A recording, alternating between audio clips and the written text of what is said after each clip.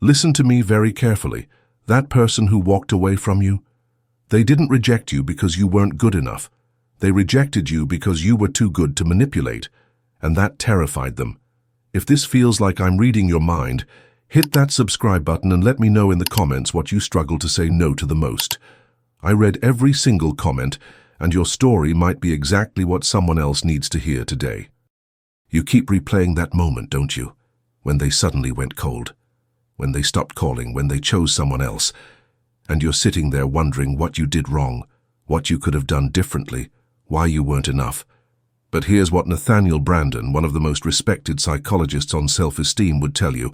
You weren't rejected for your flaws, you were rejected for your strengths. See, people with healthy boundaries, people who know their worth, people who won't bend themselves into pretzels for approval, they're kryptonite to controllers. And most people walking around this planet are operating from a place of such deep insecurity that they need to control others to feel safe. They need you small, they need you grateful, they need you believing that their attention is the prize you should be chasing. But you wouldn't play that game. Maybe you didn't even realize it at the time, but somewhere deep inside your soul said no. Your inner compass, that part of you that Branden called your authentic self, refused to be diminished. And that's when they started pulling away. Think about it. Really think about it. Did they try to change you?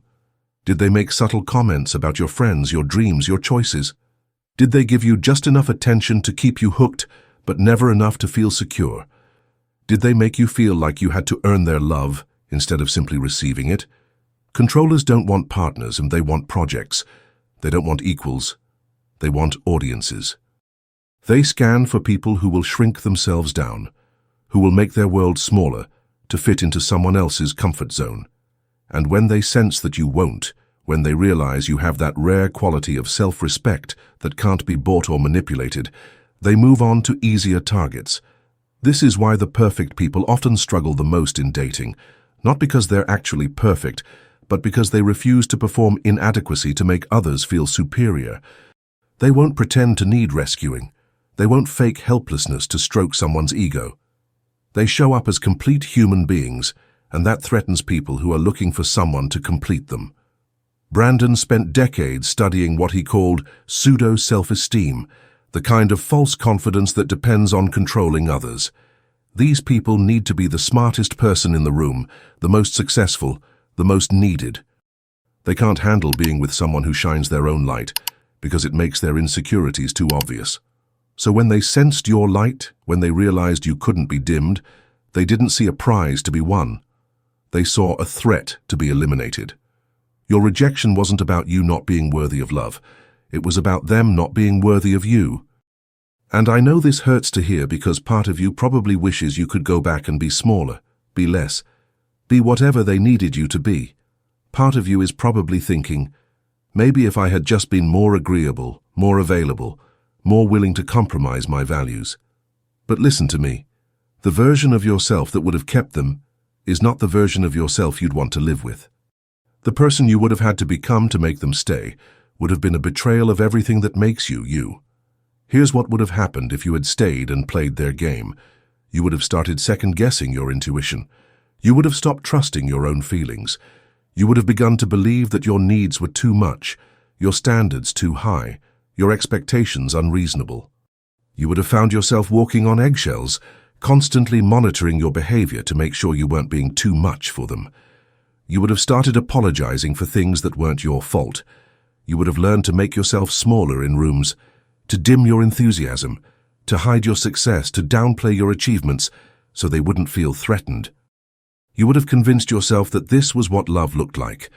Constant accommodation, endless flexibility, perpetual self-sacrifice. But that's not love. That's imprisonment. And somewhere in your soul, you knew it. Somewhere in the deepest part of your being, your authentic self was screaming no, and that's why you couldn't fully surrender to their control. That's why part of you always held back. That's why they sensed resistance even when you thought you were giving everything. Your boundaries weren't walls, they were standards. Your independence wasn't rejection, it was self-respect. Your refusal to chase wasn't playing games, it was dignity. Your inability to completely lose yourself wasn't fear of commitment. It was self-preservation.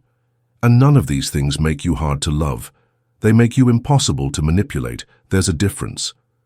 Branden wrote extensively about what happens to people who sacrifice their authentic selves for relationships. He called it psychological suicide, the slow death of your true identity in service of someone else's ego. He observed that people who do this don't just lose themselves, they lose their capacity to experience genuine love because they're no longer showing up as who they really are. Right now, someone is looking for exactly the qualities that made that other person run. Someone is praying to meet a person who won't lose themselves in a relationship. Someone is ready for a partner, not a project. Someone is strong enough to handle your light without trying to dim it. Someone who will see your boundaries and think, finally, someone who knows their worth. Someone who will witness your independence and feel relieved, not threatened. Someone who will love you not despite your strength, but because of it. But here's the hard truth. You have to be willing to wait for that person. You have to be willing to stay single rather than settle for someone who needs you to be less than you are. You have to be willing to face the loneliness that comes with having standards rather than the soul-crushing emptiness that comes from being with someone who can't see you. And yes, this means you might be alone for longer than you want. Yes, this means you might watch other people settle into relationships that look easier from the outside. Yes, this means you might have moments where you wonder if you're being too picky, too demanding, too much. But I promise you this. The temporary discomfort of waiting for the right person is nothing compared to the permanent damage of losing yourself to the wrong one. Because here's what I've learned after years of watching people navigate love.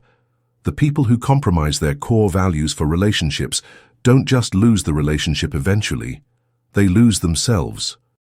And then they spend years trying to remember who they were before they twisted themselves into shapes that didn't fit their soul. But first, you have to stop mourning the loss of someone who couldn't handle your wholeness.